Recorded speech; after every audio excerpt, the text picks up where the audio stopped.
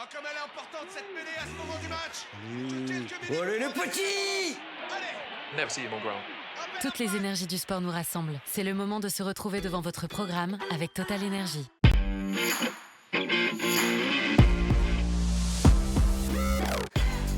Salut à tous et bienvenue dans Kick Off Rugby.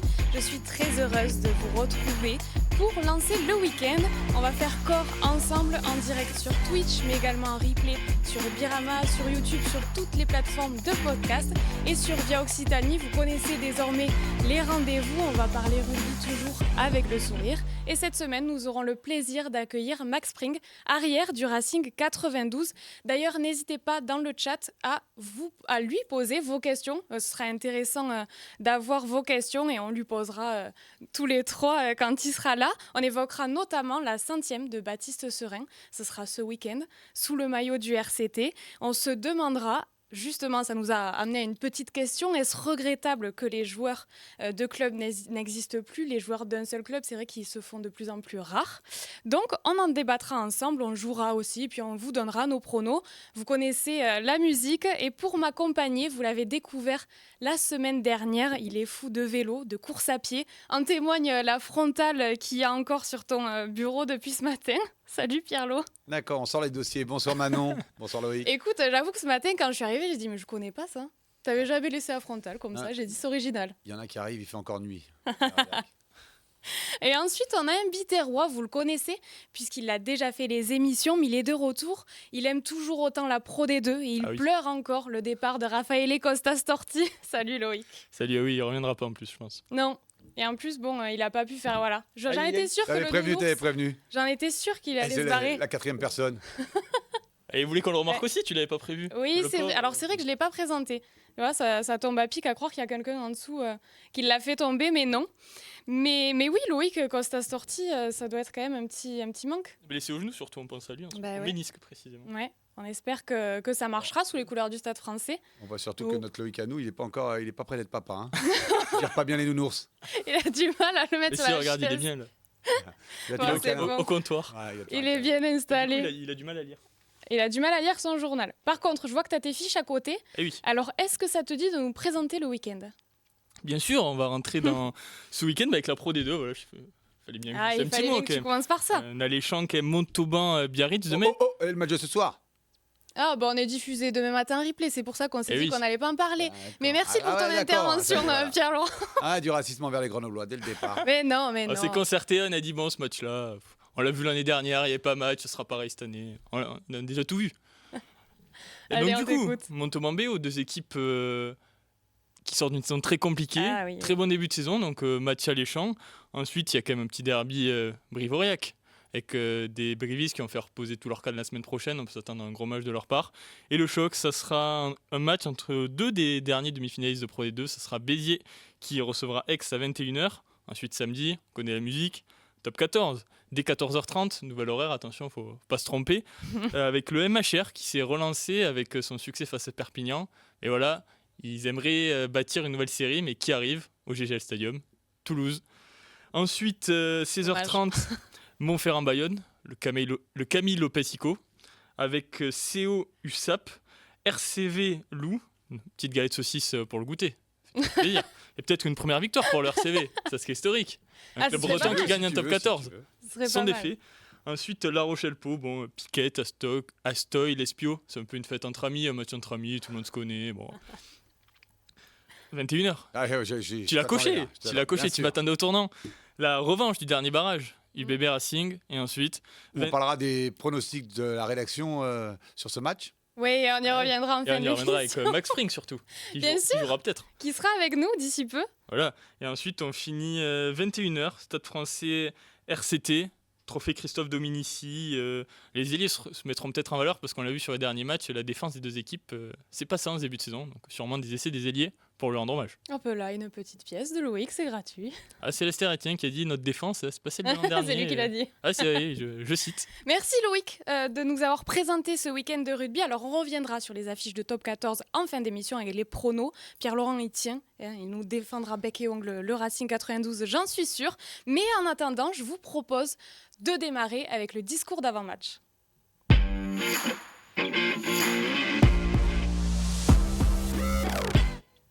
Alors messieurs, figurez-vous que cette semaine, en regardant un petit peu ce qui faisait l'actualité, quelque chose m'a frappée. Je me pose sincèrement une question. Pourquoi l'argent au rugby est-il si tabou ? Vous me répondrez logiquement que l'argent reste globalement tabou pour tout le monde. C'est vrai. Notamment en France. C'est clair.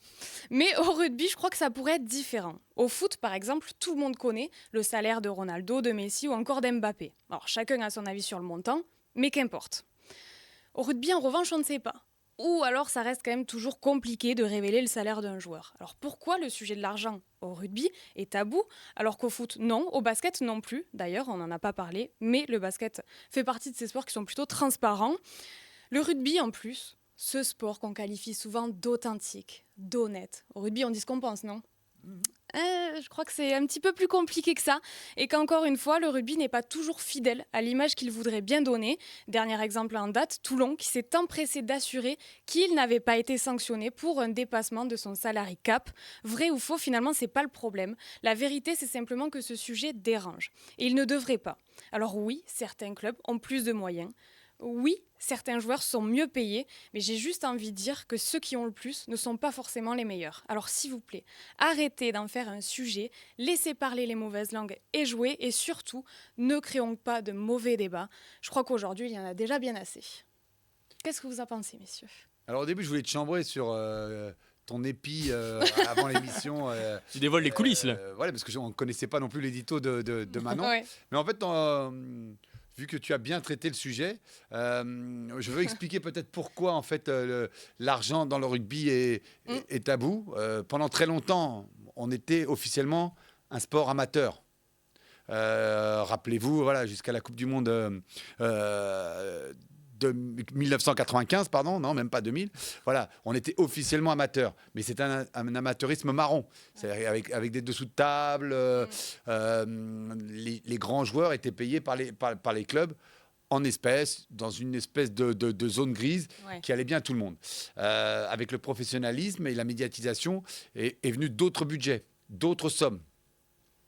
Tu parlais du foot. Je pense que si au foot, les salaires tu disais de Mbappé, de Messi ou de Rabiot qui vient de signer à l'OM et qui l'an passé gagnait 7 millions d'euros à la Juve sont publics, c'est que les montants, voilà, j'ai fait exprès de citer l'exemple du salaire de Rabiot, 7 millions d'euros l'année, c'est des sommes tellement énormes qui sont sur une autre planète. Au rugby, nos internationaux, il faut que je fasse vite parce que je vais avoir le plan nounours. Je le sens là. Je sens le plan nounours arriver. Du coup, j'y ai pensé. Et j'apprends vite les règles de cette émission.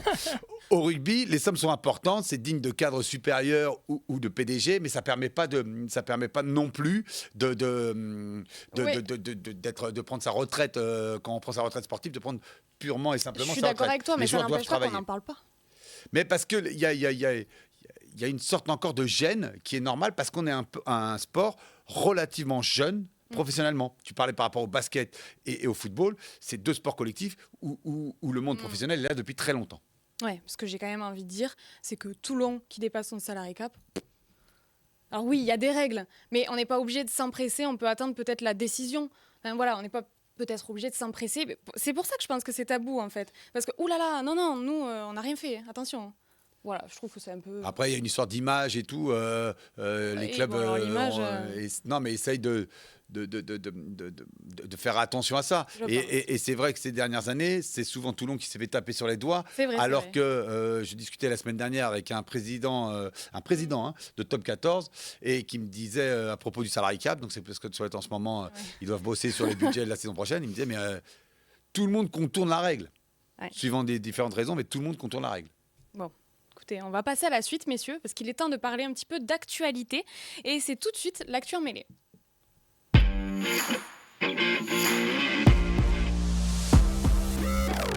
Alors, j'ai pas pensé à vous le redire. Je vois que le chat est un petit peu actif. N'hésitez pas à poser vos questions à Max Spring. C'est important. C'est important pour vous. Ça nous fera plaisir de les lire, surtout. Mais messieurs, on va démarrer tranquillement. Alors, si vous n'étiez pas là la semaine dernière, le principe est simple. Je vais vous citer quelques sujets d'actualité. Vous allez me dire si on y va, si on n'y va pas. Et moi, pendant ce temps, je vais vous mettre dans le chat un petit sondage sur un sujet d'actu auquel vous allez pouvoir répondre, auquel vous allez donner votre avis et duquel on discutera juste après. Alors, je vais commencer cette petite liste par... Cette semaine, on a appris que les Fidji ont bien failli ne pas jouer le quart de finale. Alors là, gros blanc sur le plateau, ça n'a pas l'air de vous emballer. Ouais, j'aime bien ce sujet. C'est vrai, t'aimes bien ce sujet ? Ouais, ça me rappelle, c'est vrai que tout à l'heure on faisait le parallèle avec le foot, et malheureusement au foot c'est ce qui se passe souvent dans les nations africaines, et des grands internationaux l'ont raconté que des fois les primes arrivaient la veille de match, après de très intenses réunions toute la veille d'un match. Il faut le rappeler, les Fidjiens ont menacé de faire grève pour le quart de finale de la Coupe du Monde parce qu'il y avait des désaccords financiers avec la Fédé, pour être... il a aussi précisé qu'il y avait de la corruption à la fédération fidjienne. Il l'a aussi dit. Il s'est lâché. Bon client. Oui, bon client. Oui, mais du coup, c'est vrai que comme il a dit, ce qui est dommage, c'est qu'ils ont perdu de l'influx là-dedans. Et quand on voit à quel point ils passent près de réaliser l'exploit contre les Anglais de se qualifier en demi, c'est rageant, quoi. Après, je pense que c'est juste... on était dans un rapport de force et c'est facile de réécrire l'histoire presque un an après. Vous pensez vraiment, franchement, que les joueurs fidjiens qui étaient en quart de finale, qui avaient bataillé, qui étaient dans une poule compliquée, n'allaient pas jouer leur quart de finale pour une histoire de... Allez, on va parler de quelques milliers d'euros. Heureusement, en rugby, ça existe et encore dans beaucoup de sports. L'amour du maillot, notamment pour la sélection nationale, l'emporte surtout. Donc, je réagissais pas, Manon, parce que pour moi, tu t'es dit que c'était... Non, mais c'est pas une info. C'est vrai que c'est la mode maintenant. C'est quelque chose pour faire le buzz, la polémique. Et des fois, quand on n'a pas de buzz ou de polémique, on la crée sur pas grand-chose. Et puis on réécrit l'histoire. C'est facile, voilà. Donc non, mais ils allaient la jouer. Ils allaient jouer leur quart de finale. Mais je suis d'accord qu'ils allaient la jouer parce qu'on sait l'importance du rugby au Fidji. Ils auraient jamais pu rentrer sur leur île sinon. Ils s'auraient fait attendre, ils s'auraient fait matraquer. Mais je trouve ça déjà une anecdote sympa. Puis je trouve ça dommage qu'ils aient dû lâcher tant d'influx dans ça avant de préparer une rencontre qui est historique pour leur pays, quoi. Bon, autre sujet d'actualité, désolé, je passe du coup on y va. on enchaîne. Le retour de Movaka sur les terrains, blessé à la cheville. Il a raté les 2 premiers matchs du championnat. Il s'est entraîné normalement cette semaine. Il postule contre Montpellier. Bonne nouvelle pour Toulouse et son effectif déjà impressionnant. Mauvaise nouvelle peut-être pour le jeune Cramon qui gagnait du temps de jeu. Voilà, ils ont 3 talonneurs de très haut niveau. Bon courage à Hugo Mola et à son staff pour quand les 3 sont... Parce que Julien Marchand aussi est revenu à un sacré niveau. Donc bon courage à Hugo pour faire sa sélection. Ouais. Il y a quand même un sujet, j'y arrive petit à petit, c'est Zegdar qui continue à 7. Donc Antoine Zegdar, qui est membre de l'équipe de France à 7 depuis quelques saisons maintenant, champion olympique en juillet dernier. Et il a décidé de poursuivre l'aventure à 7 et c'est donc le Castres Olympique qui a accepté de le laisser à la disposition de la FFR. Moi je trouve que c'est... alors d'un côté je trouve que c'est bien pour Antoine Zegdar, qui va complètement dans son projet. Et d'un autre côté, en fait, j'ai un peu peur qu'il y ait eu ce hype rugby à 7 pendant les Jeux Olympiques avec Antoine Dupont et tout ça. Et qu'en fait, finalement, j'ai presque envie de dire que le joueur prend un risque d'être oublié. Parce que finalement, voir ces joueurs à 7 sur les terrains le week-end en top 14, ça permet de les voir. Malheureusement, le rugby à 7 est peu médiatisé aujourd'hui, et puis c'est pas le même rythme aussi. Donc je me dis que c'est quand même un petit risque pour Antoine Zegdar qui a quand même joué sous les couleurs du CO. Ouais, mais je pense qu'il va chercher du temps de jeu et qu'il l'aurait peut-être pas à 15 parce que pour l'instant, je vais parler politiquement correct. Je vais pas tout de suite. Non, mais je vais dire que pour l'instant, au vu de la concurrence qu'il y a au sein de la ligne de 3/4 Castres, il aurait peut-être pas sa place ou moins de place. Et alors que là, dans ce nouvelle Olympiade qui démarre, il va être forcément un cadre de l'équipe de France de rugby à 7 et il aura du temps de jeu et il jouera parce que je pense que d'abord c'est un amoureux du rugby, il a envie de jouer. Non mais surtout ce qu'il faut préciser c'est qu'il a manqué toute la prépa avec Castres vu qu'il était au JO et c'est pas facile pour un joueur d'arriver, de tout réintégrer comme ça. Donc tu es en train de nous dire qu'Antoine Dupont qui a raté toute la prépa puis en plus le début de saison il n'est pas prêt de reprendre avec le Stade Toulousain. Je pense qu'Antoine Dupont c'est un cas à part. Il y a quand même Lee Joseph. J'avais peur là, Loïc qui me faisait peur. Là, non, il y a d'autres joueurs, celui du Stade français. Et on en a Ryan Rebadge. Qui va fêter sa première titularisation ce week-end. Il a donné une excellente interview. Il donne une excellente interview dans le journal numérique et dans le journal de demain à Midi Olympique, notamment sur le plan humain. Donc je veux pas la spoiler, j'en dirai pas plus, mais elle est vraiment très très bonne. Chapeau à notre journaliste d'avoir pu recueillir là-dessus. Et il raconte un peu l'histoire et il est très content, lui par contre, de revenir à 15 et que son aventure entre guillemets à 7 soit finie par un titre de champion olympique. Ouais.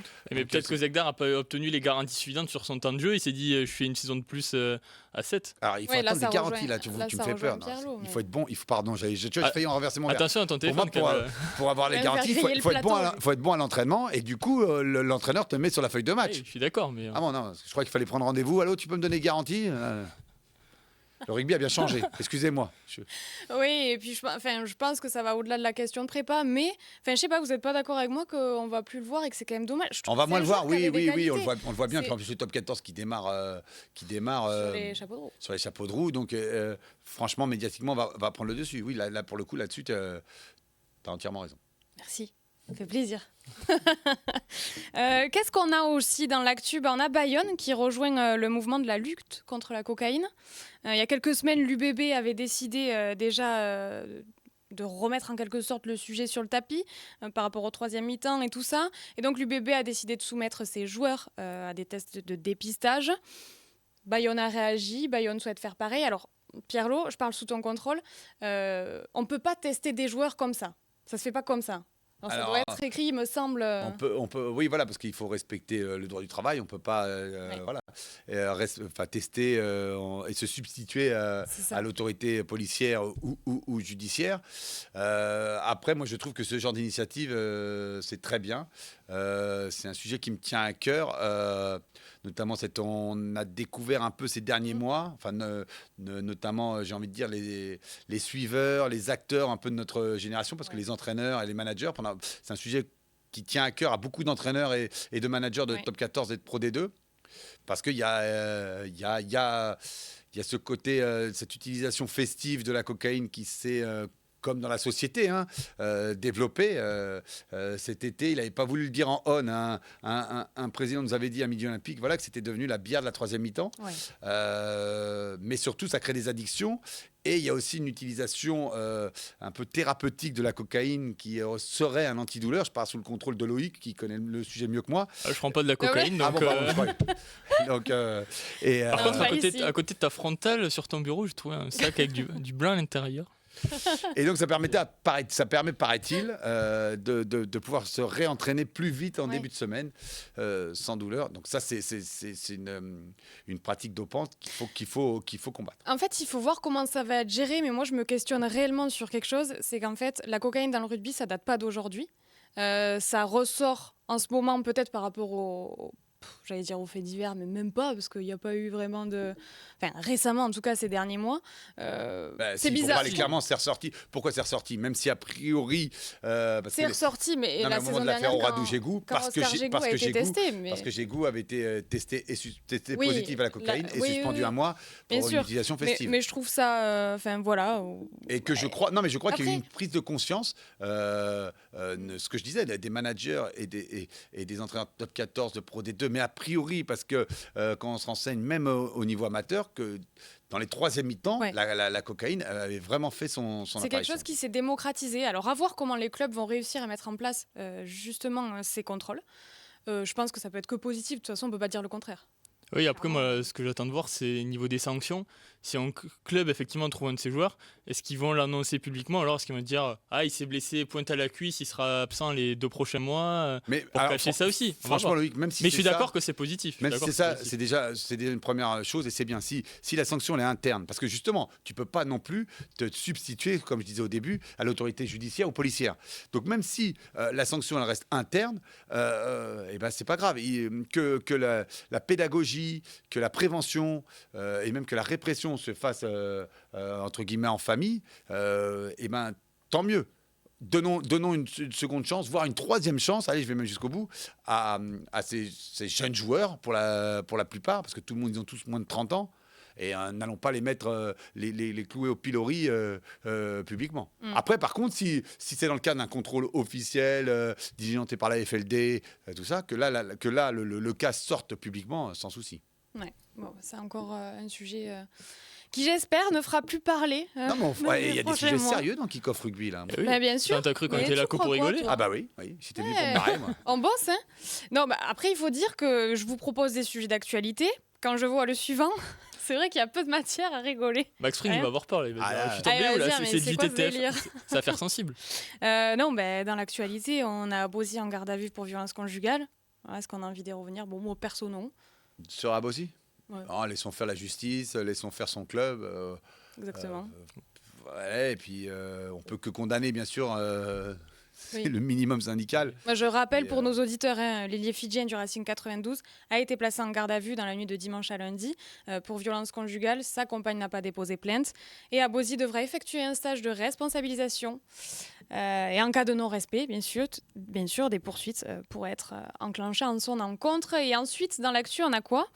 On a Jaminet qui est de retour au centre d'entraînement à Toulon. Allez, on va le prendre de manière positive. Oui, c'est très bien. Faut, hein. Non, mais ça loue tous les efforts que fait le club du RCT et aussi Pierre Minoni pour réintégrer sportivement Melvin Jaminet, l'accompagner pendant sa suspension. Pareil, il est suspendu. On ne va pas non plus le clouer au pilori non plus. Il mérite, ce qu'il a dit est inadmissible. Il mérite d'être sanctionné. Il a été sanctionné. Mais je pense que dans son travail de reconstruction et dans son éducation aussi, je suis d'une génération où le rugby, c'était l'école de la vie. Donc tant mieux que ce soit le rugby et son club professionnel qui l'accompagne vers le chemin d'un retour. Et si on peut lui faire comprendre que ce qu'il a dit était stupide, je pense qu'il l'a compris. Je pense qu'il l'a compris. Ouais. Enfin, honnêtement, je veux défendre personne, moi, mais je pense que quelque chose comme ça, quand même, ça se comprend assez vite. Vu qu'on est en fait entre accusés, là, je peux proposer un sujet plus joyeux, notamment pour toi.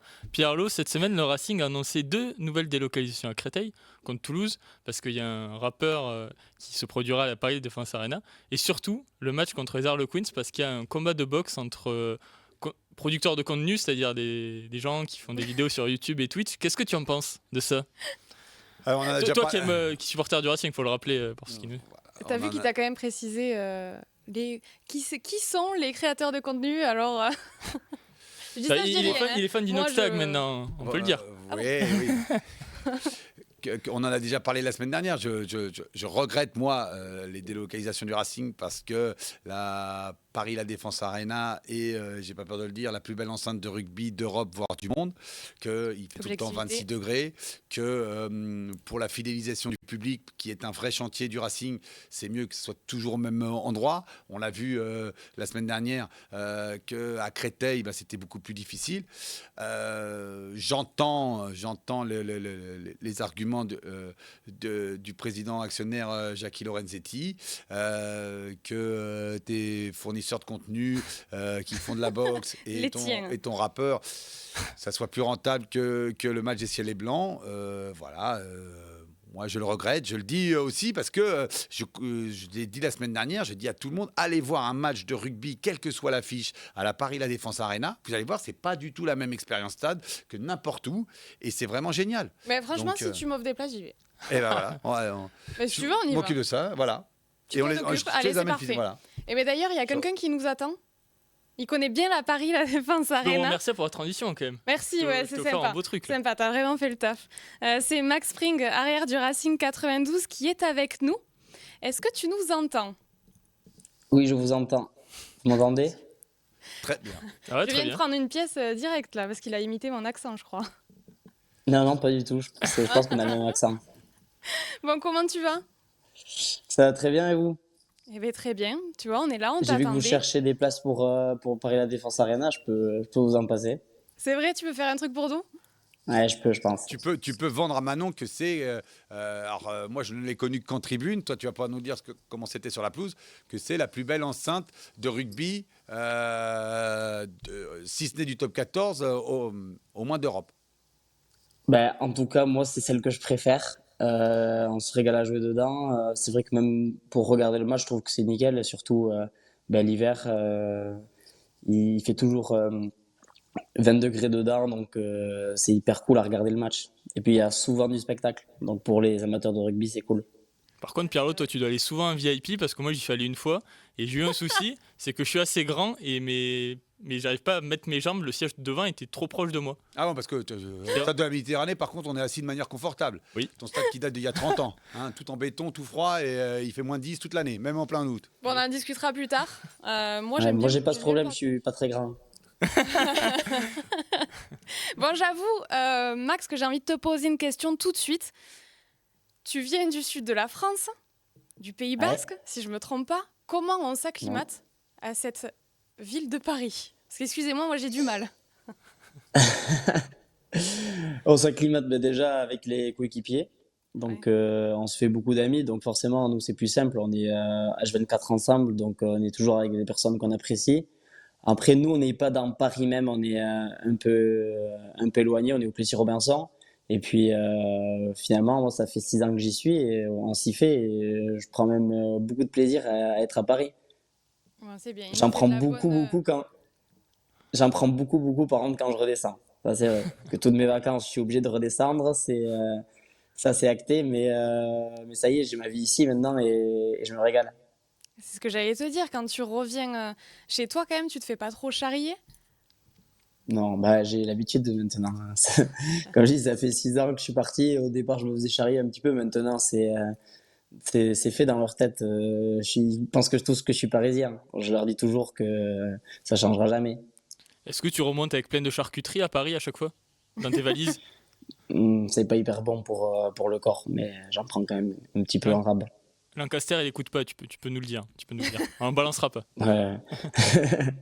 Non, mais c'est vrai que j'aime beaucoup ça. A priori, c'est Marc Duzan qui, quand on préparait l'émission avec Manon, nous a raconté. On a un journaliste qui est originaire du même village que toi et un peu supporter du club de rugby de Nafarroa. Il nous disait que tu revenais justement assez souvent quand tu pouvais à Nafarroa et que tu venais voir les matchs de Fédéral 1 de Nafarroa. Je crois qu'il y a un de tes frères qui y joue.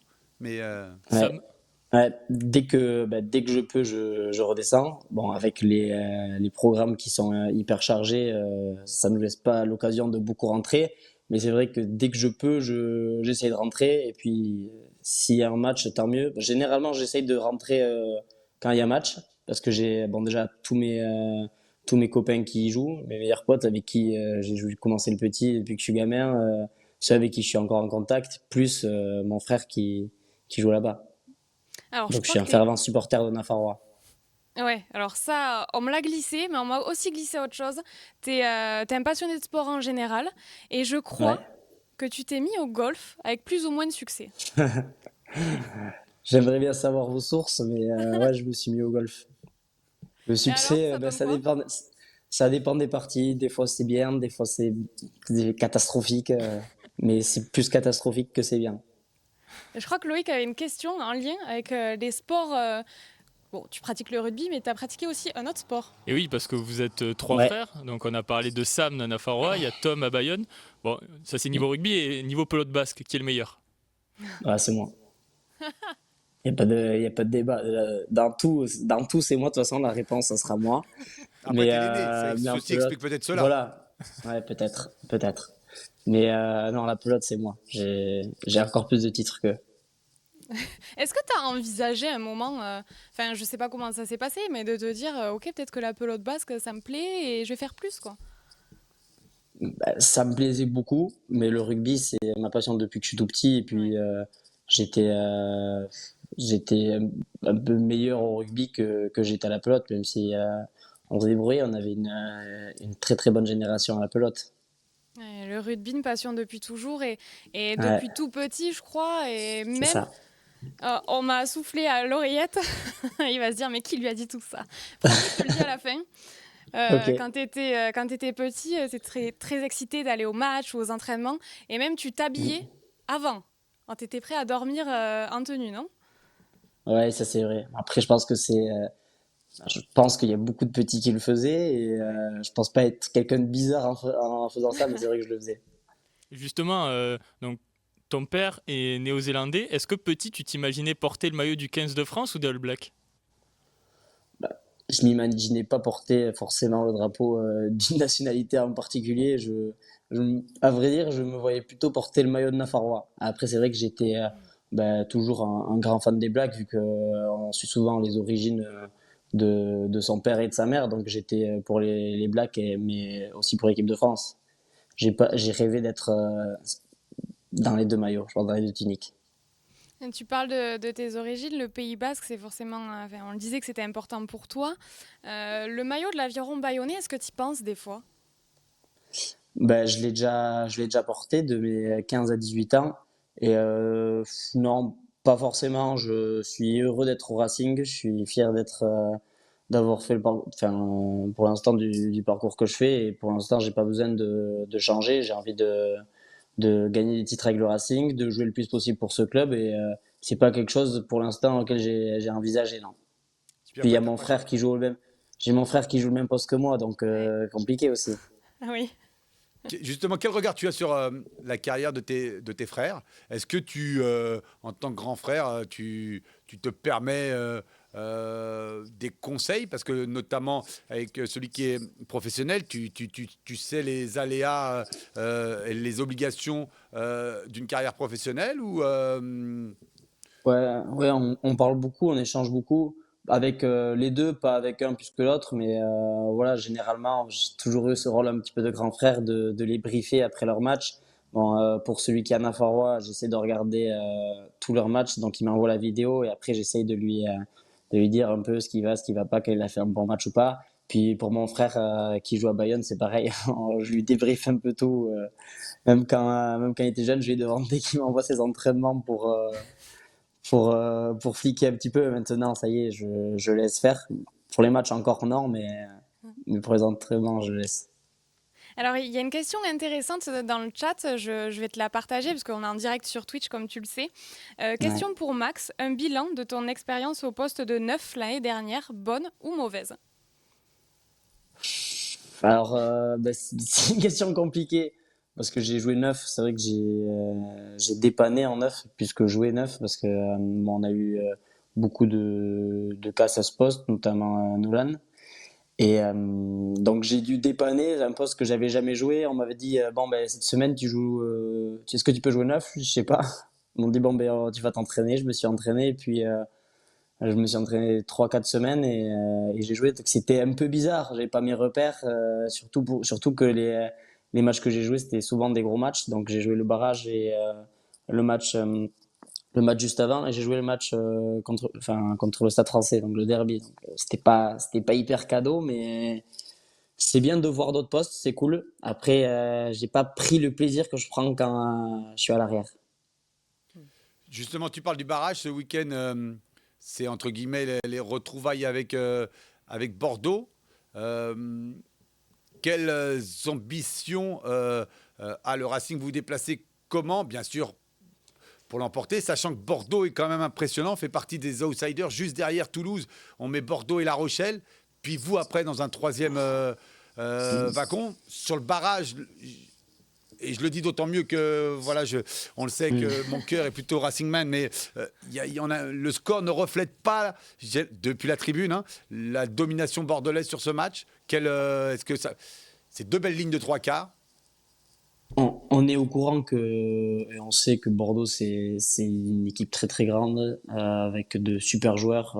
On parle de derrière c'est vrai, ils ont une ligne c'est énorme, mais devant aussi ils sont très forts. Ils ont un gros effectif en plus cette année. Je pense qu'ils se sont encore plus renforcés. Mais oui, après nous on part avec une ambition là-bas. On veut gagner. J'ai envie de dire on veut gagner tous les matchs. Donc je peux pas dire le contraire, mais le barrage, je pense que ça y est, on l'a passé. C'est une nouvelle saison. L'année dernière, on était dans une dynamique pas très positive en fin de saison. On était plus en début. Eux, c'était un petit peu le contraire. Donc, ouais, cette année, c'est une autre année. Et on a nos arguments, je pense, à faire valoir aussi. Est-ce que sur ce début de saison, il y a un adversaire qui t'a impressionné, vitesse, impact? Est-ce qu'il y en a un qui vraiment, tu as eu la sensation qu'il sortait du lot? Dès ce début de saison? Ouais. Pas forcément. Bon, j'ai envie de dire en Badiang parce que il m'a rattrapé alors que j'ai fait 80 mètres. Et donc, s'il y en a bien ça m'a impressionné la vitesse à laquelle il est revenu. Après, bon, ça m'embête un petit peu de parler de ça parce que voilà, je pense que la pilule n'est pas encore passée. Ouais, ça fait toujours. C'est toujours dur à avaler, mais bon. Faut qu'elle reste, comme ça, il y a un match retour. Exactement. Oui, c'est vrai. Bon, après, c'est pas contre le joueur, c'est plus contre l'équipe. Si elle avait gagné, ça aurait été plus facile. Alors, il y a une petite question dans le chat. Quel était ton club de rêve quand tu étais petit? Je vais surprendre personne, mais c'est l'US Nafarrois. Ouais. Alors justement, tant qu'on parle de Nafarrois, j'ai une question. Le jour de match, où est-ce qu'il y a le plus d'ambiance entre le stade de Nafarrois et le stade de Créteil? Bah, il y en a qui vont. c'est dur, Il y là. a des baffes qui se perdent quand même dans les questions. Je dirais pour cette question, mais je suis content, je l'ai posée. Mais Nafarroa, ça sera dans tous les cas plus que tous les stades du monde. Donc, je ne vais pas être objectif sur cette question. À partir du moment où Nafarroa est dans l'équation. Est-ce que c'est quelque chose, bon, c'est dans très longtemps, hein, je me projette beaucoup, mais est-ce que tu aimerais revenir finir ta carrière à Nafarroa et peut-être même avec tes 2 frères? C'est exactement la question que je voulais poser. On est connectés. Bah, C'est beau. c'est vrai que ce serait cool. Après, ça dépend à quel âge je finis ma carrière en professionnel et à quel âge ils finissent la leur. C'est vrai que j'avais pour rêve de jouer avec mes potes, mais bon, si eux ils arrêtent 4-5 ans avant moi, je pense qu'ils ne rechausseront pas les crampons. Ça peut faire un beau trinan d'arrière, un trinan d'arrière 100% spring. Ça pourrait. Alors, en parlant de tes frères, tu vas comprendre un petit peu qui était ma source. Et il y en a un, Tom, qui a souhaité te laisser un message ou du moins te poser une question. On l'écoute. Salut Max, ça va? Juste, j'ai entendu dire que tu étais une personne super gentille, agréable et tout ça, mais on m'a dit que sur le terrain, tu étais quand même très féroce. Donc, est-ce que tu pourrais nous raconter ta première bagarre avec Nafarroa minime contre Saint-Vandelus, ce que tu nous as raconté à nous, ta famille, et ensuite ce qui s'est réellement passé, s'il te plaît? Merci, allez, à plus. Alors, Ça, raconte-nous c'est un petit dossier. Bon, j'ai pas l'habitude pour me battre sur le terrain de rugby. Et c'est mieux, oui. Mais donc, du coup, quand on était petits, je crois que c'était un cadet, on s'était charré pendant la semaine avec mes potes que s'il y avait une bagarre, j'allais y aller. Dernière action, évidemment, le match s'était bien passé. Bon, bagarre. Donc, j'y suis allé, mais je suis allé un peu la faire au fusil. Sauf que quand je suis arrivé et que je voyais qu'il y avait les animaux devant qui se battaient, bon, je me suis dit, je prends mon courage à 2 mains, j'y vais. Et j'ai essayé de me débattre un petit peu comme je pouvais. Bon, j'ai touché personne. Je pense que je me suis fait toucher, mais bon, ça, je ne dirais pas. Et donc, quand je rentre à la maison, on parle de la bagarre. Moi, évidemment, je pensais que personne n'avait vu la bagarre. J'y vais, je dis que j'y étais, que j'ai été plutôt bon.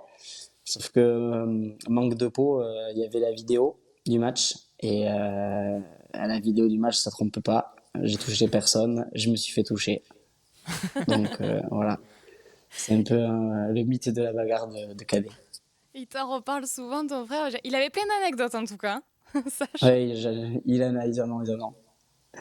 Il en a pas mal. Et si tu veux, je te donnerai l'occasion de nous donner quelques anecdotes sur lui. Parce que, bon, la vengeance, c'est un plat qui se mange froid, il paraît. C'est vrai, Donc, je te donnerai quand même l'occasion. On te remercie beaucoup d'être venu nous faire un petit coucou. Merci à vous. Merci pour tout. On va te libérer, tu vas pouvoir aller au lit, parce que tu as un match samedi à préparer. Faut être bon à Bordeaux. Bien sûr. On te souhaite une excellente soirée. Ciao. Merci à vous. Ciao. Ben voilà, mais c'était très sympa d'avoir Max Spring. Pierre-Loup est ravi. Oui, je suis surmonté là, contre Loïc. L'ambiance du stade de Créteil ne s'est pas passée. Là. Eh oui, ben si on te divulgue les questions. Non, mais bien sûr. Ça marche. Et on va inviter aussi Loïc à la Paris La Défense Arena. Il va voir ce que c'est un vrai stade. J'espère. Un vrai stade moderne de rugby. Je suis déjà allé à la Paris La Défense Arena. Ah oui, c'est vrai que tu n'avais soi-disant pas de place sur ton siège. Ah oui, non, j'en avais pas. Mais moi, j'y suis toujours pas allé. Mais moi, si t'as des tickets, je veux bien aussi, je prends, y a pas de souci. Non, mais Pierre-Loup a dit qu'il s'en occupe. Non, mais oui, et croyez-moi, je l'ai gardé ici, là, derrière l'oreille, quand je vais sortir. La semaine prochaine. Non, mais je veux pas faire le commercial de la Paris La Défense Arena, mais par exemple, c'est un stade où tu rentres et tu sors en quelques secondes. Tu vas à la buvette ou te restaurer tu fais le commercial là. En quelques secondes. Non, mais c'est toutes ces enceintes modernes. C'est toutes ces enceintes modernes où c'est super facile. Et le fait que ça soit fermé, il y a tout de suite une ambiance qui est décuplée, même si le Racing, je vais pas inventer, c'est pas le Stade Toulousain, c'est pas Béziers au niveau de l'engouement. Mais c'est pour ça que je regrette et je regrette sur ces délocalisations à Créteil. Merci. Tu l'as mérité. Voilà. Merci, je l'attendais. Il oublie trop souvent que le vrai rugby, c'est en tribune, dans le froid, avec la bière, t'as froid aux mains, mais c'est pas grave. Voilà. Mais maintenant, je propose qu'on aille voir la Paris Défense Arena, Racing Toulouse. Ah non, c'est à Créteil, pardon. Devant 2000 personnes. Bon, c'est juste le moment pour passer sur notre débat. Messieurs, j'espère que vous vous êtes échauffés. On va tout de suite au cœur du ruck.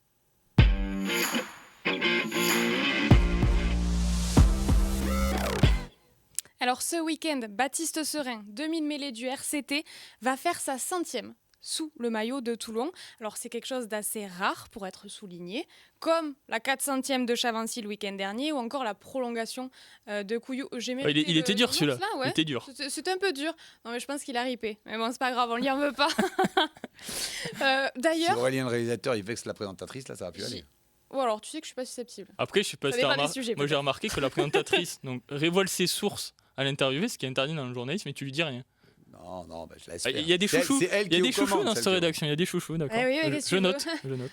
Il faut pas de jalousie, Loïc. C'est pas grave. Couillou, donc, qui a signé pour les 5 prochaines saisons. Tout ça pour vous dire que les joueurs de club ou d'un seul club, encore plus, ça reste relativement rare, ce qui nous amène à nous questionner. Est-ce regrettable que les joueurs de club n'existent plus ? Alors oui, si les joueurs de club n'existaient plus, ça serait vraiment regrettable parce que c'est vraiment l'ADN du rugby. Donc tu as cité Chavancy, Baptiste Couillou, on pourrait citer il y a quelques années qui a pris sa retraite Aurélien Rougerie, mais par exemple au Stade Toulousain pour le coup c'est un vrai pilier de ce club. Tu vois Thomas Ramos a été formé au Stade Toulousain et joue toujours. Romain Tamac, ils sont quelques-uns, je ne vais pas tous les citer, même si certains sont arrivés du Gers, je pense à la bande Gelons du Pont, mais oui, non, mais c'est pour ça. Antoine Dupont, il a fait, je crois même Anthony Gelon, ils ont fait le Gers. Dans le chat, ils nous disent UBB, Jalibert, c'est vrai. Mathieu Jalibert à l'UBB, c'est quelque chose, ça fait partie de l'ADN du rugby. Arthur Vincent à Montpellier, il en reste quelques-uns, mais on est capable de les citer. Et malheureusement, là, je vais dans ton sens, c'est un peu l'exception qui cache un grand vide, parce qu'avec le monde professionnel, notamment tu cites Baptiste Serin, mais Baptiste Serin, c'est un Bordelais à la base. Oui. Donc moi, je trouve ça un peu dommage qu'il y en ait de moins en moins. Mais est-ce que les agents, finalement, ils y sont pas pour quelque chose ? Parce qu'aujourd'hui, les joueurs, ils ont des agents et on leur dit, mais vous pouvez avoir toujours plus. On peut vous trouver des pépites. Voilà, sur les contrats, sur tout ça. Alors, t'étais soi-disant de ma chouchoute, là, pas du tout. Les agents, ils mettent pas un pistolet sur la tempe sur leurs joueurs pour dire va signer. Je dis pas ça, mais sans te mettre un pistolet sur la tempe, si demain je te propose 10 000 alors que t'en gagnes 6 000, tu fais quoi ? Mais ça dépend où je suis. Ça dépend de plein de choses, on est d'accord. Mais c'est quand même intéressant. Et je dis. Non, mais l'agent, l'agent de joueur, il fait son métier. Quand il a des propositions de joueurs, il les fait passer et il le présente. Mais pour travailler avec des agents, ils sont pas là pour. Je vais gagner 10 de plus et change. Il y a aussi souvent parce que le joueur s'en va parce il est impatient. On parle de jeunes joueurs souvent tous ne sont pas conscients de leur niveau réel. Et puis aussi, des fois, ils ne rentrent pas dans les petits papiers du coach ou dans les choix du coach. Donc tout ça, en fait, parce qu'il y a un rapport différent à la concurrence aujourd'hui, je pense. Voilà. Mais je me battais sur le fait que s'ils changent de club, c'est la faute des agents, pas du tout. Alors, j'ai pas dit que c'était la faute des agents, mais bon, on s'est compris. On arrive au même point, on est plutôt d'accord. Loïc, qu'est-ce que t'en penses, toi ? Non, mais c'est vrai qu'il y a de belles histoires. Après, je parlais de Toulouse, c'est vrai que Toulouse, c'est quand même un club à part. Les mecs, ils gagnent des doublés chaque année. Ils vont pas se dire, non, je vais dans un autre club. Ils sont bien, mais c'est vrai que sur les autres clubs, déjà, il y a le défi. C'est-à-dire, maintenant, il n'y a aucun club qui reste très longtemps à l'affiche. Donc, je comprends qu'au bout d'un moment, les joueurs, ils ont besoin d'un autre défi aussi, de voir autre chose. Le rugby, c'est pas qu'un seul club, des nouveaux entraîneurs. Non, mais ça serait bien quand même, Loïc, que la règle soit le joueur de club, il reste. Tu vois, des histoires comme Chavancy, comme Aurélien Rougerie. Est-ce que Chavancy aurait pas eu une meilleure carrière comme Mathieu Jalibert? Peut-être, mais ça, c'est du rugby fiction, on sait pas. Mais ça, c'est du rugby des années 80 dont tu nous parles. Peut-être aussi, mais c'était un beau rugby et c'est des belles histoires. Et parce qu'à l'époque, il y a plein de clubs. Mais déjà, à l'époque, beaucoup de clubs de première division. Maintenant, il y a plein de joueurs de Pro D2 qui sont très bons et qui ont envie aussi de goûter à la première division, tant pis si c'est pas avec leur club formateur. Alors là je te l'accorde. Moi, je parle des clubs de top 14 et des joueurs qui changent de club de top 14. On va pas en citer, mais c'est vrai que moi, je trouve ça dommage quand un joueur reste 2 ans ici, 3 ans là, 2 ans là, et qui ne s'installe pas. Par exemple, prenons Baptiste Serin. C'est une preuve d'une certaine fidélité et donc d'un état d'esprit. Il est parti de Bordeaux, il avait ses raisons, mais 2 ans après être arrivé à Toulon, et pourtant à Toulon il y avait des difficultés, il y est resté. Et maintenant il va fêter son 100e match avec le RCT. Donc ça c'est bien. Tu vois, Baptiste Serin, je le mets pas dans la valise des joueurs qui ont la bougeotte. Ouais. Ah bah après, on n'est pas comme au foot, c'est-à-dire les joueurs ils vont faire 2, et il faut pas qu'on le devienne. 4 clubs maximum, et peut-être qu'il y a des joueurs qui changeraient facilement. C'est génial, Baptiste Serin, 100 matchs avec Toulon, il adore les supporters, mais je pense qu'il y a plein de joueurs qui changeraient 100 matchs avec un club contre un bouclier. Parce que les joueurs ils veulent gagner des titres, c'est ça qu'ils veulent avoir à la fin. Mais il y en a qu'un qui gagne. Très bon argument, je trouve, de Loïc. Les mecs, ils ont des projets sportifs. Je fais l'arbitre. Ils ont des projets sportifs. Baptiste Couillou, alors les supporters de Lyon doivent être très, très contents qu'il reste à Lyon 5 ans. Il va incarner le projet, il incarne le club. Mais peut-être qu'il est signé dans un autre club, il aurait pu remporter un bouclier. Est-ce que s'il reste à Lyon et qu'il gagne jamais de bouclier, à la fin de sa carrière, il se dira c'est génial, Non, mais je fais comme toute tu ma carrière. es dans la rugby fiction, peut-être aussi qu'il va remporter un bouclier avec le Loup. Mais là, l'histoire sera très belle. Mais peut-être qu'il se dira à la fin de sa carrière moi, c'est génial ce que j'ai fait, mais au final, il manque un titre, quoi. Moi, une histoire que j'ai trouvée magnifique, et au final, il a en prenant Fulgence Ouedraogo, très bon exemple, qui aurait pu. Il fait d'abord une finale avec Montpellier, il reste avec Montpellier, il connaît des difficultés, le club connaît des difficultés, peut-être pas lui, et il finit sa carrière sur un titre de champion de France avec Montpellier.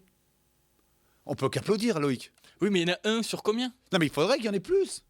C'est ça que je te dis. Moi, je dis, quand même, pour trancher le débat, je trouve que c'est regrettable qu'aujourd'hui, on n'ait plus la même appartenance au maillot. Oui. On le voit beaucoup plus en Pro D2, quand il y a des joueurs qui sont dans un... Souvent, alors, il faudrait trouver les stats. J'avoue, je ne les ai pas, mais à culpa. Mais je pense qu'il y en a plus en Pro D2 qui restent longtemps dans les clubs. Parce qu'une fois que tu es... tu penses pas ? Je sais pas. Enfin, tout ça pour vous dire que je trouve que l'appartenance, l'histoire, le maillot, ça compte plus autant qu'avant en fait. Et je trouve pour les ça joueurs. Dommage. Oui, pour les joueurs. Regarde Loïc, t'es pas supporter tous les 2 ans, tu changes pas de club. Ah non. T'aspires pas Alors t'aimerais que Pierre Laurent, il supporte le Racing, Grenoble, Toulouse au foot. T'aimerais que Béziers remporte le bouclier de Brennus. Ah oui. Ah voilà, et pour l'instant, ils sont en Pro D2. Supporter, c'est différent. Un joueur peut adorer un club. La preuve, Max Ring nous parlait de Nafarroa. Et pourtant, il est parti à Bayonne, qui était jeune, était l'ennemi. Parce que Bayonne, c'était au-dessus, il voulait progresser, ce qui est normal, sa carrière de joueur. Et à l'époque, Bayonne était en Pro D2. J'ai revu une interview qu'il a donnée sur Rugby Rama à l'époque, où il disait quand je suis arrivé de Bayonne au Racing, j'ai visité cette installation, et je fais oh, mais c'est génial, j'ai progressé ici. Et il a progressé. Non, mais là, tu franchis un palier. Ah bah oui. Mais moi, il y en a plein qui. C'est pour franchir des paliers, c'est ce que je te dis, gagner des titres. D'accord. Non, mais quand tu changes d'une équipe. Tu parlais de Baptiste Couillou qui est à Lyon, dans une équipe installée en top 14, qui a déjà joué des demi-finales, Lyon, en top 14, donc qui a vu au bout de la ligne droite le bouclier de Brennus, ne le pousse pas à aller ailleurs. Je ne pousse pas à aller ailleurs, mais je dis que peut-être qu'il regrettera de ne pas avoir gagné un titre dans sa carrière. C'est peut-être pas quelqu'un qui va le faire. Mais je lui souhaite évidemment de gagner des titres. Je dis aussi que le rugby pro, c'est devenu un petit peu le jeu des chaises musicales et que ça choque plus personne, quoi. Déjà, comparé à l'époque, il y a beaucoup plus de joueurs étrangers.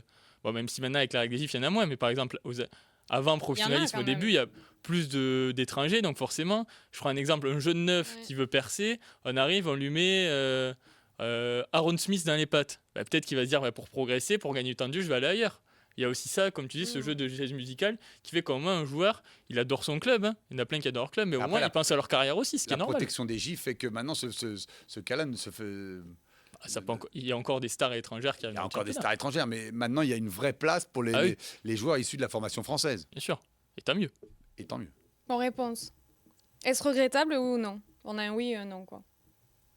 Oui, moi j'aspire j'ai une certaine nostalgie d'un rugby où quand on arrivait en senior ou jeune adulte dans un club, on faisait toute sa carrière avec ce club et on essayait de l'amener le plus haut possible, même avec le professionnalisme. Ouais. Mais tu vois, par exemple, je reprends un exemple, on parlait de Béziers, des fois ça me fait rire quand je vois des supporters assez âgés qui disent « Pourquoi maintenant on n'a plus 15 Biterrois dans le 15 ?» C'est plus possible, on n'est plus dans les années 80 aussi. Et il y a des joueurs... Faut que votre centre de formation, il bosse. Hein. Ah oui, mais là, il y a des joueurs qui défendent le club, qui adorent ce club et qui pourtant n'ont pas été formés là, mais qui s'attachent à la ville, au club. Il n'y a pas non plus que des mecs qui font 1 an dans chaque club et qui tournent, quoi. Heureusement. Ah oui, ça je suis d'accord par contre. Oui. Après, dans le chat, ils vous rejoignent quand même. Quand on est toulousain de la même génération que Dupont, ça peut être très long. J'entends complètement cet argument. Et quand même... On propose à Pierre Laurent d'aller voir un match au stade Raoul Barrière. Bon. Un jour, il y a du vent quand même. Donc on ne sait pas quand. Bah du coup jamais. Alors, jamais, dommage. Non, là, si tu veux pas de vin, ça va être un petit peu compliqué. C'est quand Béziers-Grenoble? Je sais pas, mais moi j'ai noté. On peut faire Béziers-Montauban si tu veux. Je t'offre les places pour Béziers-Montauban et tu m'offres les places pour. Ça te fera pas plein. Non, peut-être pas, mais. Tiens, t'es bonne en affaires. Oui, t'as vu, hein, j'arrive à négocier. Bon, on se fait un petit jeu? Allez. Ça vous dit? Let's go. C'est ma partie préférée de l'émission. Allez, c'est parti, ça joue.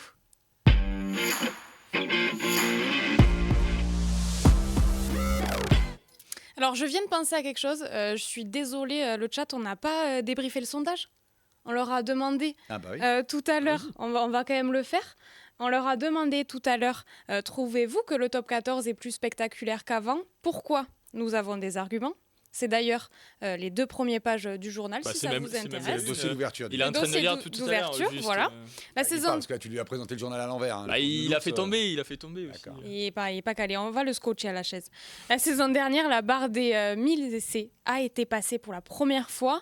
Là, sur 10 ans, le nombre d'essais a augmenté de 60%. Voilà, ce qui nous amène à dire que, effectivement, on ne peut pas nier l'évidence. Le top 14 produit globalement plus de jeux.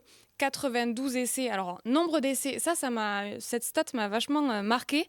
Nombre d'essais sur les 2 premières journées, 92 cette saison, 72 2017-2018. Donc, on voit que ça a commencé à progresser à partir de là. 25 la saison 2007-2008. Alors, je sais qu'il y a des puristes qui adorent le rugby d'avant, mais honnêtement, 25 comparé à 92... Non, là, Après, on l'explique très bien dans le dossier d'ouverture du journal de demain. Et juste, Pierre-Lot, non, mais le pourquoi du comment. L'avis du chat, 88% est OK avec le fait que c'est plus spectaculaire. Non, l'évolution des règles, notamment, a fait qu'on voit plus d'essais. Il y a une priorité qui a été donnée à l'attaque, notamment quand on a le ballon, qui est très bien, notamment au niveau du grattage du ballon dans les rucks. Où normalement, la règle qui a été révolutionnaire, même si elle a mis un peu de temps à être purement appliquée, avec dès qu'on met une main au sol, on ne peut plus gratter. Sauf en quart de finale de la Coupe du Monde. Voilà. Je ne sais pas s'ils verront ça, mais bon, on ne sait jamais. On peut mettre des pièces de temps en temps. Puis aussi, j'ai souvenir, surtout dans la dernière décennie, au début, il y avait un peu une course à l'armement. Il fallait être le plus solide possible, il fallait taper le plus fort. Ouais. Et maintenant, on a un peu laissé tomber ça, et tant mieux d'ailleurs. Oui, il y a une évolution des gabarits à la baisse, notamment pour plus de vitesse et moins de puissance. Alors, le rugby reste un sport en débitement à la base. Ouais, c'est quand même une très bonne pub pour ce sport. Franchement, je trouve que c'est plutôt cool. Les 2 premières journées de top 14, pour le coup, il n'y avait pas un match ennuyeux.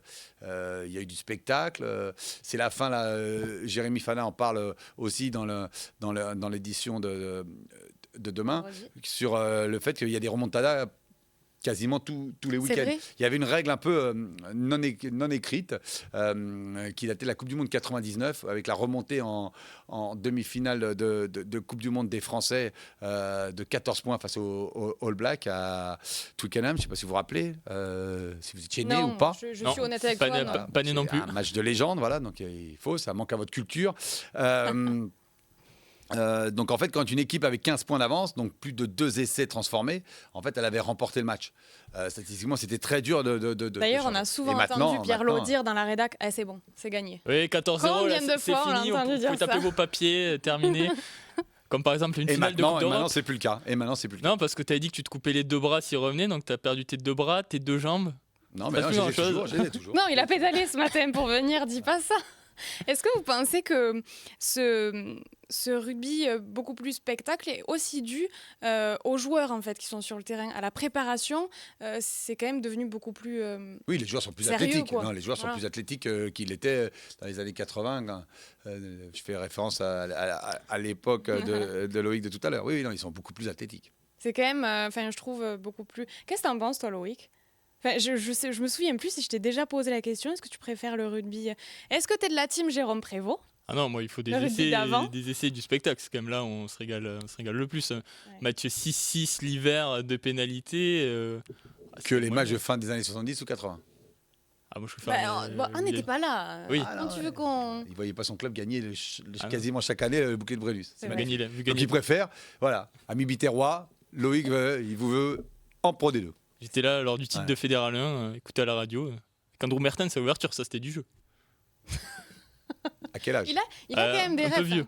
Un peu vieux. Non, mais parce qu'on se fiche de lui, mais bon, quand même. Hein et puis non, c'est quand même un plaisir de voir les Damien Penaud et compagnie Oula.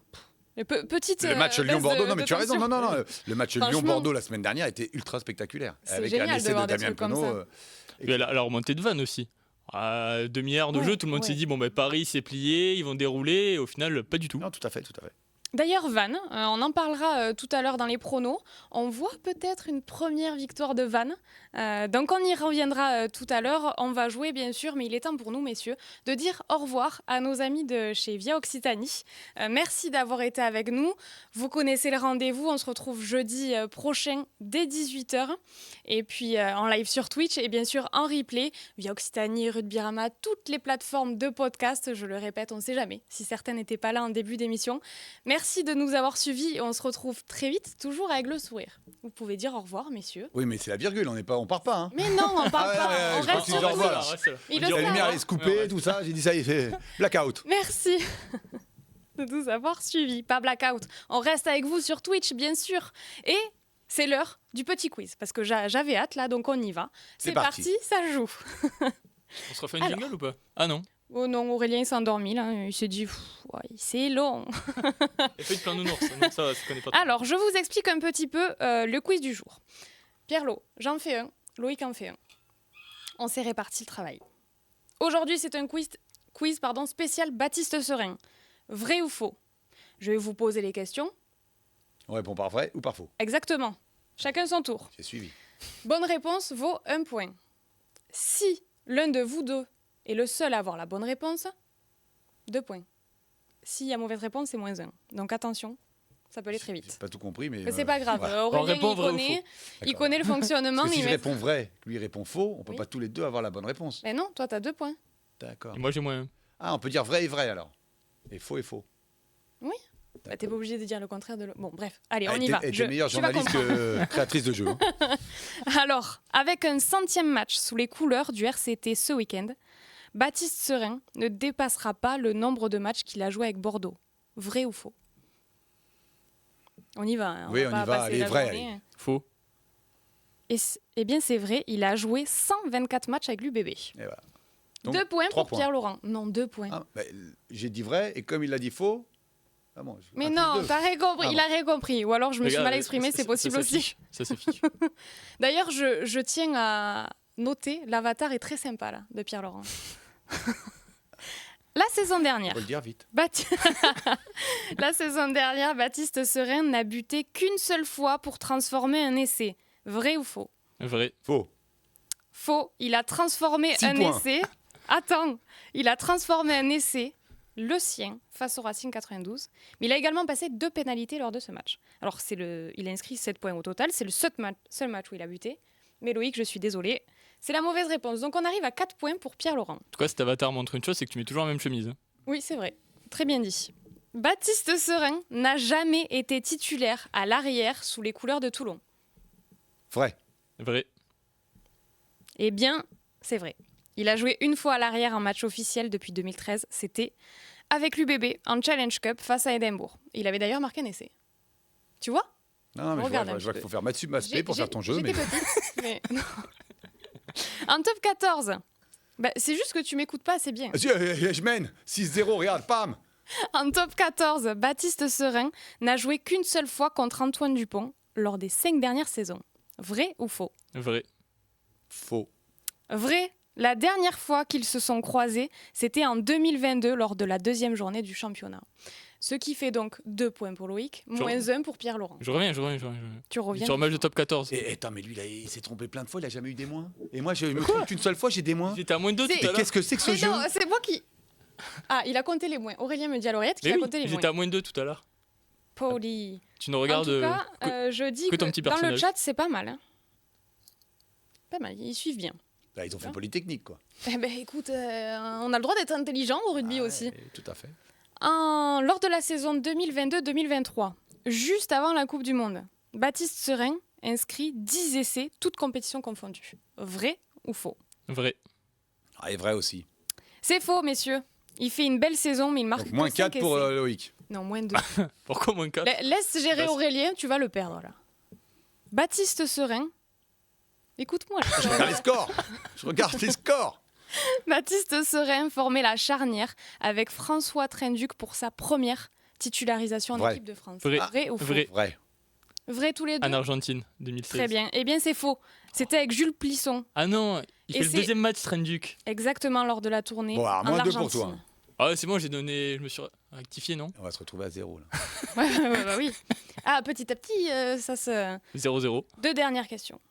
Quel est le prénom de Baptiste Serein? Baptiste. Vrai. Baptiste Serein a joué. Ah non, il en reste qu'une de question en fait, je me suis trompée. Baptiste Serein a joué les 2 Coupes du Monde. Non, faux. Qu'une. 2019. Vrai. Pof. 4 points. Ouais, c'est vrai aussi, je peux pas me rattraper là-dessus. Là. Comment ça, c'est vrai? Il a joué qu'une Coupe du Monde. 2019. Ok, ça va. Vous avez tous les deux la bonne Non, réponse. non, il l'a pas. Et il m'a copié. Bah, je dois dire vrai aussi. Ah, on a le droit de copier. Ça fait un point chacun. Oui, on a le droit de copier. Bah, si c'est la bonne t'as- réponse. T'as jamais copié à l'école, toi? Jamais. Ouais, c'est ça. J'ai une petite question bonus. Baptiste Serein a fait sa première sous le maillot du 15 de France à l'âge de 22 ans. Vrai ou faux? Oui, vrai. Faux, il était plus jeune. Ouais, bah c'est vrai. C'était le 19 juin 2016 face à l'Argentine. 5. Elle était bonus, c'était Donc bonus. là, c'est une victoire écrasante 6-0. Pam. Au grand Pierre tennis. Lot. Bien, voilà, de 6-0. Pierlot. Très bien. Bravo Pierlot. Merci. Loïc, c'est à toi. 6-0. Ah oui, c'est à moi. Attends, on se salue quand même après. On se Allez, salue, allez, mais attends, encore, il y a il y a un nounours. encore. Il y a une peluche qui me tombe dessus là. Mais c'est parce que Nounours il est dépité quoi. Il s'est dit oh là là j'ai pas pris le bon poulain là. Tu le veux? Il a du mal. Tu le veux avec toi? Non mais sinon laisse-le, hein. Et il va s'en sortir. Hein. Voilà il est très bien Voilà, c'est installé. bon. Juste. Alors du coup, Petit oui, quiz. mon jeu, donc je vais vous faire deviner Ah, un Le barème club. des points. Alors barème des points, C'est simple, c'est un point là. c'est un point à ceux qui trouvent. Alors je vous explique, donc je vais vous faire deviner un club en vous donnant des indices sur les joueurs, son histoire et aussi sur la ville parce qu'il y a de la culture dans Kick-Off Rugby. Donc chaque fois tu donnes un indice. Chaque fois que je donne un indice, vous pouvez dégainer à n'importe quel moment, mais vous avez que 2 tentatives par club. Donc c'est-à-dire, si tu dis Grenoble et Racing, que c'est pas Grenoble et Racing, Oui. tu peux plus proposer. Et, Ah mais Manon. merci hein, je sors du jeu de Manon donc maintenant je connais toutes les règles. Hein. Bon alors, on va commencer. Réclamation.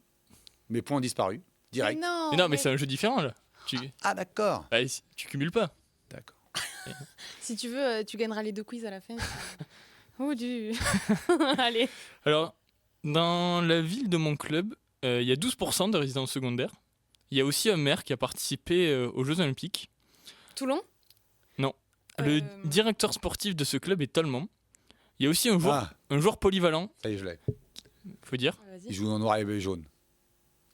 Mont-de-Marsan. Maritime. Non Maritime. La Rochelle. Ouais, Effectivement. Mont-de-Marsan. Un point. Qu'est-ce- Ok. C'est donc Robert Mort qui t'a mis la puce à l'oreille, c'est beau. Ah, oui. Alors je précise, oui, c'est que des clubs de top 14 et Pro D2. Désolé Max Spring, il n'y a pas d'affaire. Donc ensuite, un club, c'est une ville qui aime bien le rouge, mais pas que. Elle est traversée par 2 cours d'eau. Le chocolat y est reconnu. Bayonne. Gourmand. Voilà, non mais je vais être catastrophique sur ce jeu, je sens. Ah tu vas finir à moins 4. Hein. Ah oui là. C'est l'objectif de Pierre-Loup, il a mission là. Ah oui. Ah je suis à fond là. Troisième club, c'est pas ma bonne fiche. Il y a Super. n'importe quoi. Là, j'allais refaire le programme du week-end. Alors, c'est une ville qui a 4h56 en voiture de Marseille, 215 km de la mer. Un club qui a gagné un top 14, 2 fois la Pro D2, une fois la Fédérale 1. Facile. Et- Qui m'est cher? Grenoble. Faux. Grenoble a gagné 2 fois la Pro D2, une fois la Fédérale 1, une fois seulement malheureusement le top 14. Ouais, mais c'est pas 215 km de la Non. mer. C'est vrai que j'aurais dû. Ouais. Dommage, il y avait beaucoup d'entrées. Ah, j'ai le droit à une deuxième réponse. Oui. Je continue. Alors, dans ce club, parmi les anciens joueurs, il y a Charlie Mallier, Sébastien Fauquet, Mike Tadjer, Karim Ghezal, Oh là là là là là. Ibrahim Diarra. Faut que je suis obligé de pas le dire. Hein. Faut que Oui. tu trouves. Hein. Si tu trouves pas, alors, si Manon elle trouve pas, c'est moins 6. C'est mon tour. Ben oui, c'est mon toban. Et c'est ça qu'il fallait dire.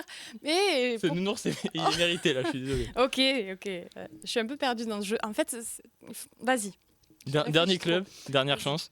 Alors c'est une ville où il y a un aéroport qui est à 622 mètres d'altitude. C'est un club qui a une particularité, il y a plus d'étrangers que de Français. C'est un club historiquement qui fournit beaucoup de canonniers. De canonnier. Oui, Canonnier, buteur. Les artilleurs. Ah, les tirs. Et c'est pas Grenoble? Non, c'est pas Grenoble. C'est un club où il y a beaucoup d'Hollandais dans l'effectif. C'est assez rare pour être souligné. C'est la capitale du parapluie. C'est un stade... Rive? Ça fait 2 échecs là. Ils l'ont dit à la rédaction et moi j'ai croyais qu'ils parlaient de Cherbourg. Ils l'ont dit la semaine dernière et je sais plus quel club. Il y a un stade de 7800 places. 2001, dernière année en top 14. Avant les Hollandais, il y avait les Géorgiens et surtout les Roumains. Aurillac. Ah oui, mais tu avais 2 échecs. Tu as dit Grenoble et Brive. Oh non. Ah, faut voir en régie si on le compte ou pas. 4, Ah moins non, 4, ça attends. me dépasse pas. Non, mais Pierre-Loup, tu l'avais pas. Non, je l'avais pas. Ah, les Roumains. Mais je l'avais pas. Je vais pas t'inventer, je l'avais pas. Ok, bon. Je dis que ça fait quand même 2 points pour moi. Mais... Non, mais personne va au Aurillac, là. Il nous a trouvé le truc. Personne va au Aurillac. Bon, C'est pour ça alors, qu'il y a en que des tout Hollandais pour jouer au voilà. rugby. Oui, Personne. bon, écoute, on peut dire que ça va. Non, mais là, On a égalité. Aurélien qui vient d'Aurillac, d'ailleurs, il a fait, je sais pas, les scores, c'est le hasard. Il est perdu. Il a complètement, mais c'est nous. on l'a Aurélien perdu. d'Aurillac, voilà. Bon, ça fait égalité. Bon, allez, si tu veux. Et par contre, Loïc, ils le disent dans le chat, je te pensais meilleur. Wow. T'as pas gagné aujourd'hui. Ah oui, tu te fais assassiner là. Ah, pas le droit à l'erreur. Hein. Je suis content parce qu'on voit très beau dans le chat, mais Et non. visiblement. Laissez Aurillac tranquille. on parle de Ben ton oui, on avatar, blague. T'as On 67 ans hein, alors. Ouais, c'est vrai. C'est vrai. Pas faux. Mais moi, il faudrait que je remette le bandeau peut-être. Mais je mets pas des Ouais. chemises de personnes de 67 ans, donc ça va pour l'instant. Bon, messieurs, on termine avec les Élégance pronos. italienne. Je Est-ce cite, que ça vous va tes propos, cette chemise me vieillit. Tu coupes-moi la parole, hein, je te dirai rien. On y va avec On les y va, pronos let's go. Allez. Hein Allez, c'est parti.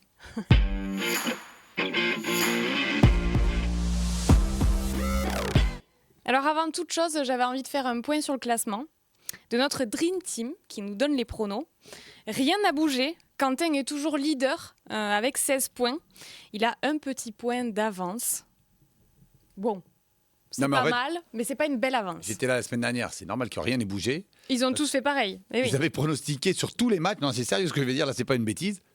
N'hésitez Tous pas. le même pronostic. N'hésitez pas à nous donner vos pronos dans le chat, ce sera intéressant. Alors, on va regarder un petit peu la grille. Aurélien, est-ce que tu peux nous montrer les pronos du jour ? Super, merci. Alors, Vincent, Quentin, Romain. Déjà, pour commencer, Montpellier-Toulouse, il n'y a que Vincent qui voit Montpellier. Il s'engage. Ouais, Panache. honnêtement, je suis pas loin d'être d'accord avec lui. Parce que je sens que Montpellier a la hype. Alors, je dis pas qu'ils vont faire une grande saison. Et qu'ils Non, mais est-ce peuvent, qu'il est pronostique la victoire? Ah, donc c'est si je comprends bien, Bah, parce que je suis un peu drôle. vieux. Hein. En fait, C'est- Pierrot, faut t'expliquer longtemps. T'as pas fait Mathieu Maspé, c'est ce que tu vas nous redire Mais Polytechnique. vos règles, elles sont... Donc c'est Montpellier, mais avec bonus défensif de Toulouse. Exactement. D'accord. C'est bon. Bon, tu vois Toulouse ou Montpellier, toi ? Non, je vois Toulouse. Ah ouais ? Et toi ? Alors moi, je vais faire le mauvais client, mais ça dépend de l'équipe de Toulouse, en fait. L'équipe de Montpellier... Ah, Robinet. J'espère que tu la connais, l'équipe de Montpellier, que tu nous as pas mis une Ah oui, faut fausse lire. équipe dans le journal ouais, quand dans même. le journal, et j'étais ce matin à l'entraînement, donc Bon, alors, ça va. je confirme ce qui est dans le journal. Et, mais c'est vrai que l'équipe de Toulouse, bon, même si on le sait, même leur équipe B est impressionnante, presque, ils ont gagné l'an dernier à Montpellier avec leur équipe C, mais je pense que Montpellier ne se laissera pas battre 2 fois par une équipe remaniée de Toulouse. Et vu le match qu'ils ont fait, les Montpelliérains contre Perpignan, où ils sont quand même sacrément envoyés, faut pas que les Toulousains prennent ce match à la légère. Donc j'attends de voir, pour l'instant je pars avec Toulouse, bonus défensif de Montpellier, mais à voir si Toulouse fait tourner ou pas, parce qu'on sait que la saison sera longue. Ben moi, je pars sur Montpellier, tu vois, quoi qu'il arrive. Parce que j'y reviens, du coup. Je pense vraiment que Montpellier, à la hype, ils sont sur une bonne dynamique. Alors, ils feront pas la saison, je pense pas. Je leur souhaite pas de mal. Mais je pense pas qu'ils feront la même saison que quand ils ont été champions. Mais je pense qu'ils peuvent accrocher Toulouse. Moi, j'ai l'impression que Toulouse est vraiment au-dessus du lot. On le voit depuis le début de la saison. Comme disait Loïc, là, je suis d'accord avec lui.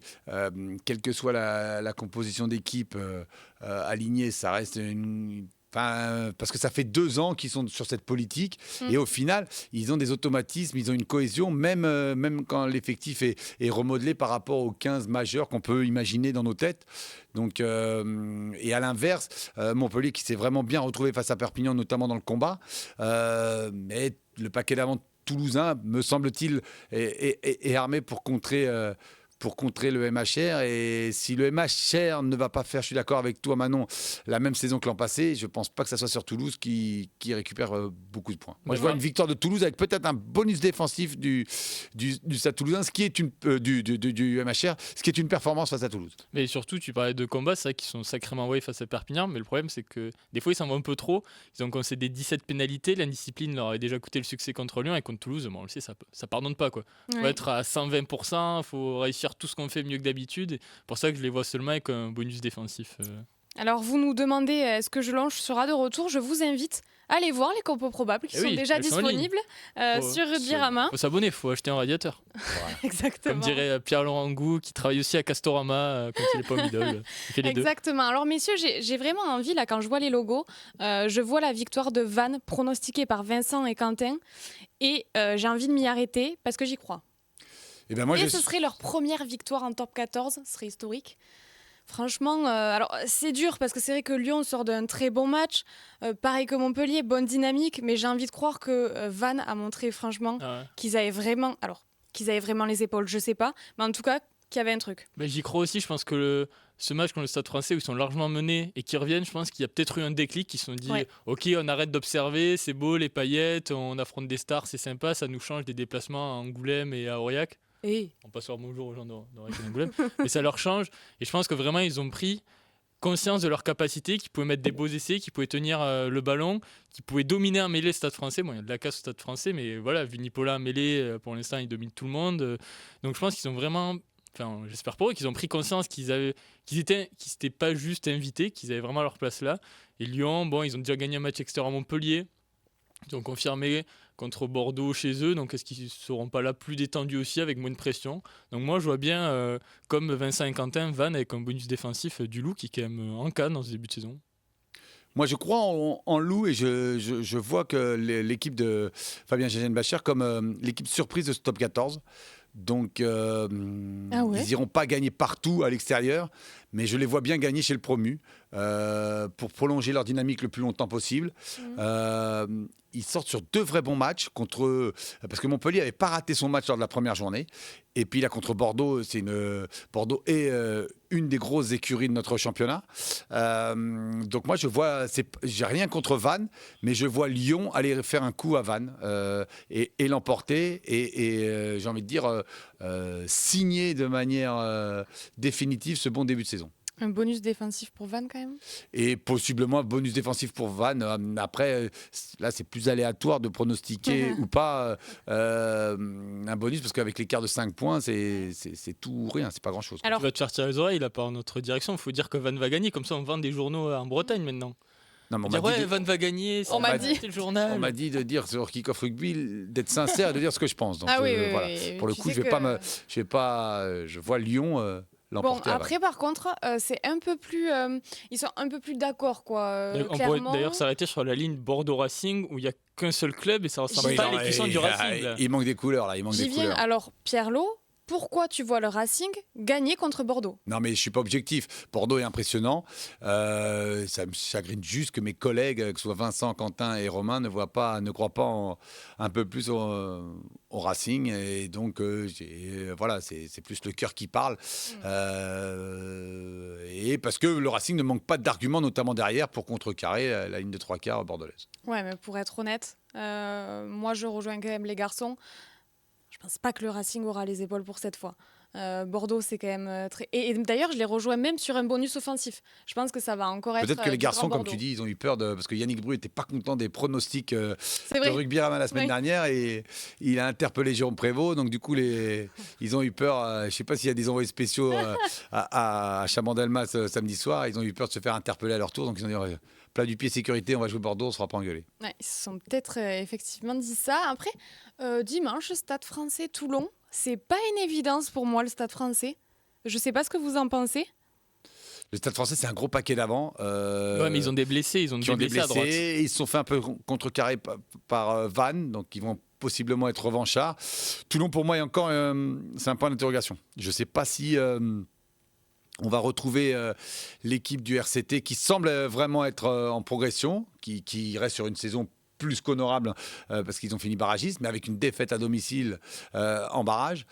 Donc, moi aussi, je mettrais aussi une petite pièce du côté du Stade Français. Ouais, pareil, mais bonus défensif pour Toulon. Bonus défensif pour Toulon. Un match quand même assez serré entre deux équipes qui se cherchent encore en début de saison. Au vu de leurs 2 premiers matchs, je pense qu'on peut le dire. Bon, dans l'ensemble, on est quand même assez d'accord, franchement, hein, à part Pierre-Laurent qui n'est pas objectif, mais ça, on ne peut pas le changer. On n'a pas parlé des Catalans de Castres-Perpignan. On n'en parle pas. Non. Tu veux en parler? Comme ça, on fait le tour. Oui, allez soyons fous. Perpignan avait été un peu l'équipe surprise de l'an passé. Il va falloir quand même qu'ils aillent chercher des points quelque part s'ils ne veulent pas s'enfoncer dans la zone rouge. Castres, c'est leur championnat.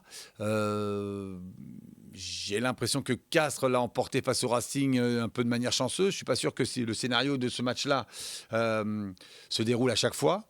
Donc, il l'emporte à la toute dernière seconde. Hein. Oui, mais c'est pas chanceux. C'est juste les qualités. Non, mais je veux dire, le scénario, il est pas. On peut pas dire qu'ils aient. Mais le Racing n'avait pas maîtrisé non plus sa rencontre à Castres. C'est-à-dire que les deux équipes n'avaient pas maîtrisé leur sujet. Donc, attention quand même, parce que je peux pas croire que les Catalans aient perdu tout leur rugby, quoi. C'est vrai que paradoxalement, à l'extérieur à Bayonne, ils ont fait un meilleur match en rugby qu'à domicile, là aussi, entre guillemets, Béziers face à Montpellier, où là, ils ont vraiment eu du mal à mettre leur jeu en place, mais aussi parce qu'ils se sont vraiment fait dominer devant. Et à un moment, pour avoir des ballons propres et les écarter, il faut quand même que devant, ça tienne la route. Et ils ont été concassés en mêlée fermée par les Montpelliérains. Et dans le combat aussi. Donc là, à Castres, s'ils n'ont toujours pas de ballon en mêlée fermée, ils se font toujours casser la gueule devant, ils n'ont toujours pas de ballon derrière, donc perdant à Castres. Non, la cote doit être belle, donc moi je jouerais Perpignan. Ouais, et d'ailleurs dans le chat, on te suit, Pierre. Il n'y a que des Catalans dans le chat. Non, c'est faux. C'est pareil, ils sont tous là. Ça y est. C'est son côté biterrois qui ressort, ça y est. Je peux te le dire de source. Il est plus objectif. On l'a perdu, ça y est. Merci. Sur ces belles paroles, on va terminer cette émission parce que ça fait un petit moment qu'on est avec vous. Alors, on prend beaucoup de plaisir, mais c'est vrai que toutes les bonnes choses ont une fin. Merci de nous avoir suivis. Je vous rappelle que vous pouvez nous retrouver en replay un petit peu partout, en podcast, en vidéo, faites ce que vous voulez. Mais le rendez-vous est fixé jeudi prochain à 18h. Est-ce que ça sera encore Pierre-Lot parce que je vois non, je pars à la maison de repos là. Je pars là pour 3 mois à la maison de repos là. Parce que je vois qu'il s'installe, il invite un Grenoblois, un Racing Man, bientôt c'est le Pierre-Laurent Gouchot ici. 2 semaines de kick-off rugby, je pars à la maison de repos là. Ah, il va se reposer un petit peu. Un M&M's avant de partir. Oui, je vois que la semaine dernière c'était plein. Je sais pas qui a mis le nez dedans, mais. C'est toi Loïc. Je vois. Il a un regard de coupable. Il a bouffé tous les M&M's. J'attendais de savoir si une personne allait se dénoncer en plateau. Ok, je suis peut-être passée par là avant l'émission, mais j'avais un petit creux. Voilà. Et encore, j'ai pas tout mangé. J'aurais pu. Je suis allée chercher des madeleines au distributeur. Vous voyez. Donc j'ai été cool. Et du coup, elle rentre chez elle en courant. Oui, exactement. C'est ce que je vais faire tout de suite. En tout cas, merci de nous avoir suivis. On se retrouve jeudi prochain à 18h et en replay sur toutes les plateformes. Merci encore et merci à vous deux. Merci à vous.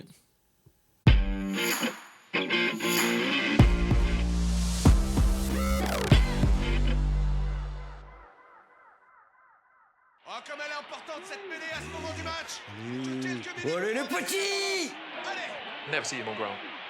Toutes les énergies du sport nous rassemblent. C'était votre programme avec Total Énergie.